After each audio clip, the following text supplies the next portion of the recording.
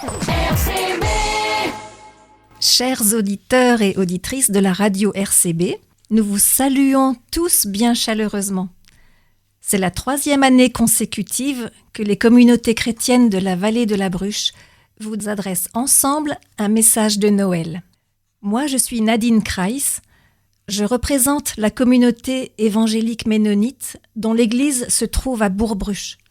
Cette communauté, présente dans la vallée depuis le XVIIIe siècle, a longtemps vécu à l'écart des autres habitants, par manque de tolérance mutuelle. Aujourd'hui, nous savons apprécier toute la richesse de nos échanges et de nos rencontres autour des points qui nous rassemblent. Je suis Joseph Musser, un des 3 prêtres catholiques qui a été nommé dans la Haute-Vallée de la Bruche, avec le curé Maurice qui est à la Broc et puis Jean-Claude qui se partage entre Plaine et Viche. Moi-même, j'habite à Schirmeck et je suis très heureux de faire pour la première fois cette émission de Noël avec les collègues pasteurs. Moi, je suis Sophie Letch. Je suis pasteur dans les Hauts-de-Bruche, à Waldersbach, Belmont, Bellefosse, Fouday et Solbach. Et je représente ici l'ensemble des paroisses protestantes du consistoire de Roto. Et cette année, pour la première fois, nous avons la joie d'avoir avec nous Mireille Razolofo-Salama. C'est moi. Je suis pasteur de la paroisse réformée de Villers, du Climont et de Salles. C'est une paroisse dispersée et je suis bien heureuse aujourd'hui d'être au milieu de cette belle équipe. Nous tenons à remercier la radio RCB qui nous offre la possibilité de vous adresser ce message de paix et d'espérance. Nous souhaitons qu'il apporte dans vos foyers, dans votre salon, dans votre cœur, la belle et chaude lumière de Noël. Nous avons choisi de vous raconter l'histoire du mage aux mains vides, un conte écrit par une chrétienne alsacienne, Marthe Balla. Mais avant cela, pour nous mettre ensemble dans l'ambiance de la joie de Noël, nous vous proposons d'écouter le célèbre cantique « Les anges dans nos campagnes » chanté par l'Accroche-Cœur, un ensemble vocal suisse.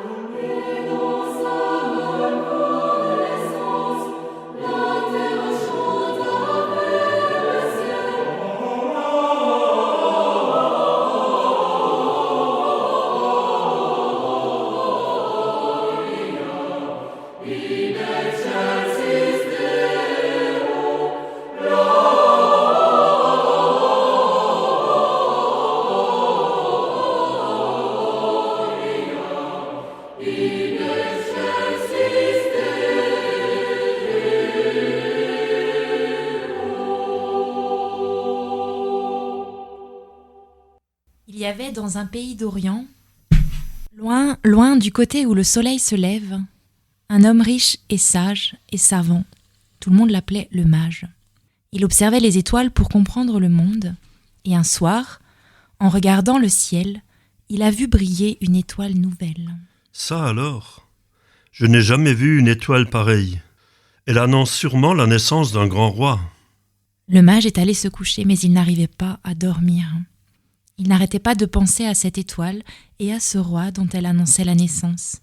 Notre mage voulait partir pour le rencontrer et lui rendre hommage, mais il ne savait pas ce qu'il pourrait lui apporter. Il disait que pour que son étoile soit si belle, il était sûrement plus riche et plus puissant que lui. C'est au réveil qu'il trouva enfin une idée de cadeau. Et si je lui apportais du pain? Tout le monde dit que mon pain est le meilleur du monde. Il appela ses serviteurs. Toi, le cuisinier, fais-moi le meilleur et le plus gros pain que tu puisses faire. Toi, tu brosses mon manteau le plus chaud, parce que je vais devoir voyager de nuit, il va faire froid. Toi, tu selles mon plus beau cheval. Oui, maître, mais où est-ce que tu vas? Vers le soleil couchant, là où j'ai vu l'étoile se lever. C'est un rude chemin pour un cheval. Permets-moi un conseil. Prends plutôt ton âne. Il est peut-être plus lent, mais il est plus robuste. Tu as raison. Va tout préparer.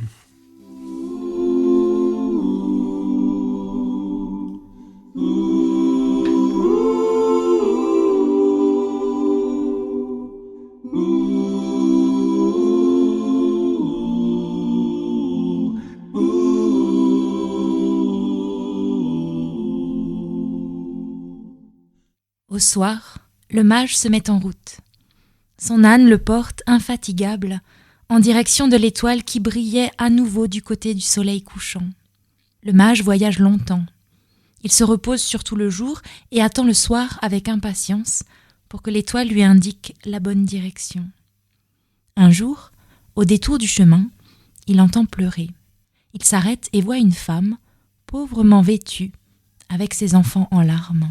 Femme, mais pourquoi tes enfants pleurent-ils? Ils ont froid, Seigneur, et je n'ai rien d'autre à leur mettre, rien pour les abriter. Le mage est ému. Il se met à réfléchir. Si je marche à côté de mon âne, au lieu de me laisser porter, je n'aurai pas froid. Alors il enlève son manteau et le donne à la femme. Tiens, enveloppe tes enfants dans mon manteau. Ainsi, ils n'auront plus froid. Et le mage reprend sa route.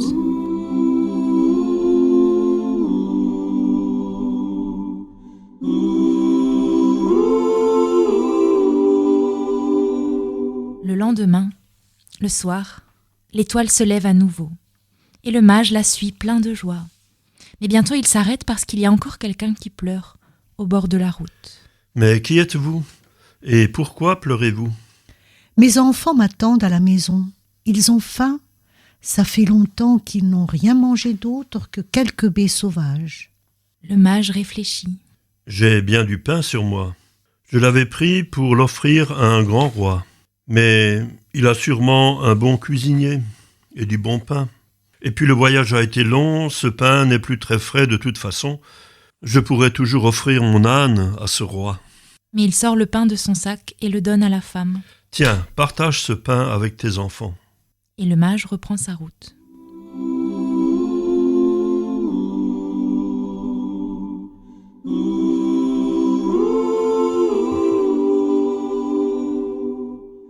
Le matin, son âne est fatigué. Alors, pour le laisser se reposer, il s'arrête sous un arbre au bord d'un champ à moitié labouré. Tiens, c'est bizarre. Un paysan arrive et il reste là. Il regarde le champ sans bouger. Pourquoi restes-tu là à regarder? Tu ne veux pas finir ton travail? J'aimerais bien, mais mon vieil âne est mort cette nuit. Je n'ai pas d'argent pour en acheter un autre. Mes voisins sont aussi pauvres que moi et n'ont pas fini leur propre travail. Ils ne peuvent pas m'aider et le temps des semailles est proche. Mais il faut labourer maintenant. Sinon, tu ne pourras rien récolter quand viendra la moisson. Ah, mais comment faire? Mon âne est solide. Un grand roi a sûrement aussi une grande écurie et beaucoup de bêtes. Et puis, je ne dois plus être très loin de mon but. L'étoile me semblait toute proche cette nuit. Prends cet âne et mets-toi au travail. Le mage reprend sa route, lentement.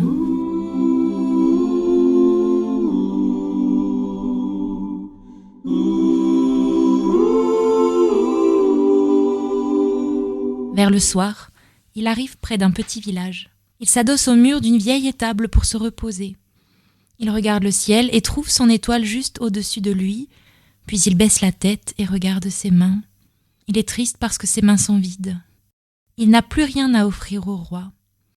Il pense qu'il ne peut pas se présenter comme ça devant lui, et pourtant il aimerait tant le voir, même de loin. Mais où peut-il bien être, ce roi ? Sûrement pas ici. Il n'y a aucun palais, pas même une tente de riches nomades. Et l'étoile qui est si près, je ne comprends pas.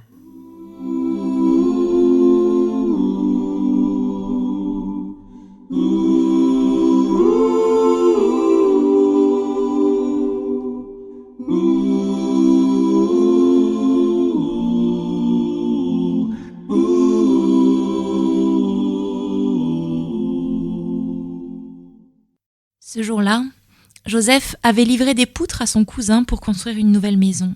En rentrant pour retrouver Marie et son fils, il voit un homme assis sous un arbre au bord du chemin.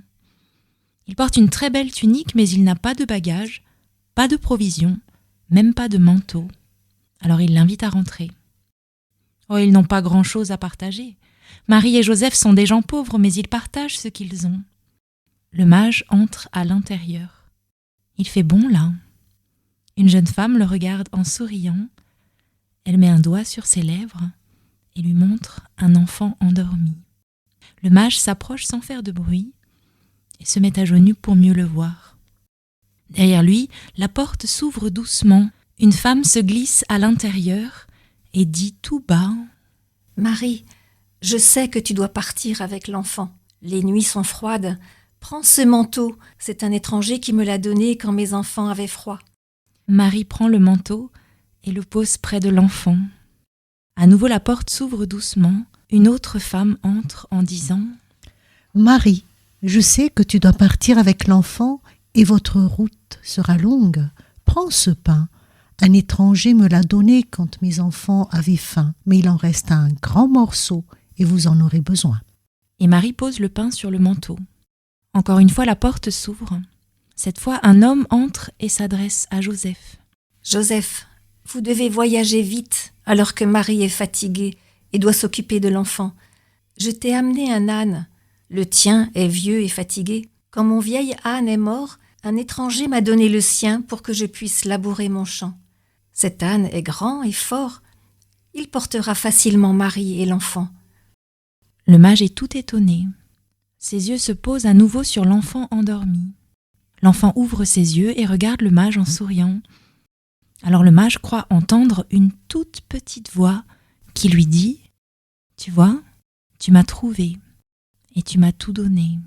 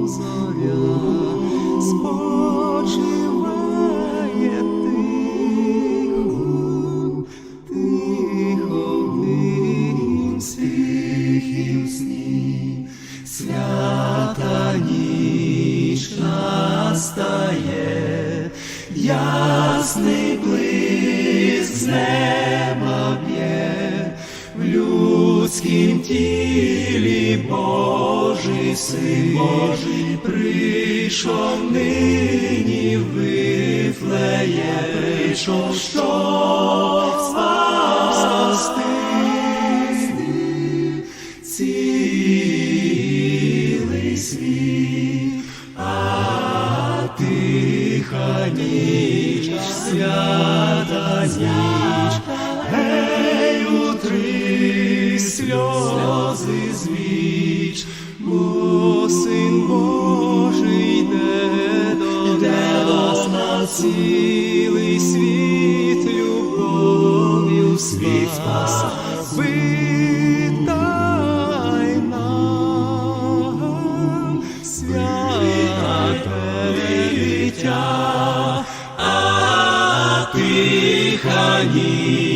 свята ніч, ясність б'є від зірниць, дитинонько пресвята, така ясна, мов зоря, спочиває тихо, тихо в тихім сні.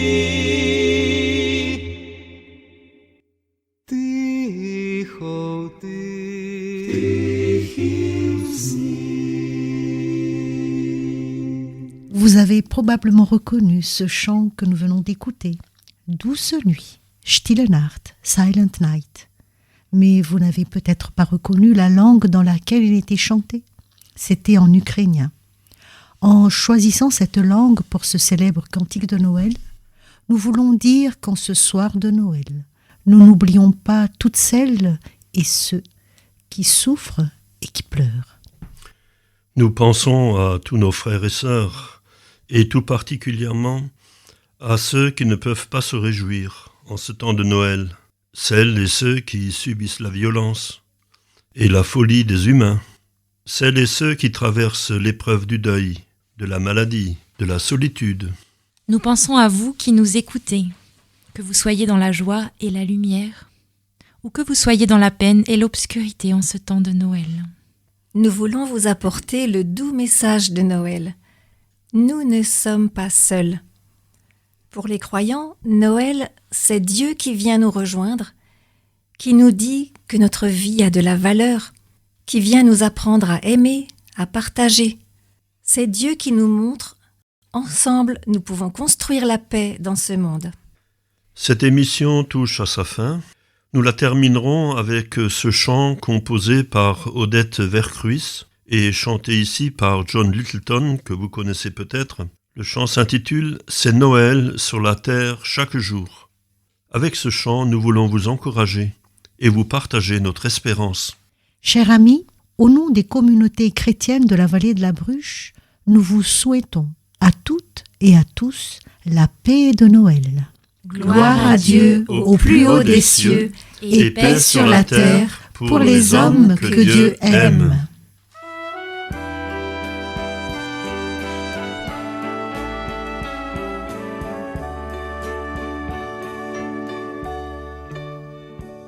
C'est Noël chaque fois qu'on essuie une larme dans les yeux d'un enfant. C'est Noël chaque fois qu'on dépose les armes, chaque fois qu'on s'entend. C'est Noël chaque fois qu'on arrête une guerre et qu'on ouvre ses mains. C'est Noël chaque fois qu'on force la misère à reculer plus loin. C'est Noël sur la terre chaque jour. Car Noël, oh mon frère, c'est l'amour. C'est Noël dans les yeux de l'ami qu'on visite sur son lit d'hôpital. C'est Noël dans le cœur de tous ceux qu'on invite pour un bonheur normal. C'est Noël dans les mains de celui qui partage aujourd'hui notre pain. C'est Noël quand le pauvre oublie tous les outrages et ne sent plus sa faim. C'est Noël sur la terre chaque jour. Car Noël, oh mon frère, c'est l'amour. C'est Noël quand nos cœurs oubliant les offenses sont vraiment fraternels.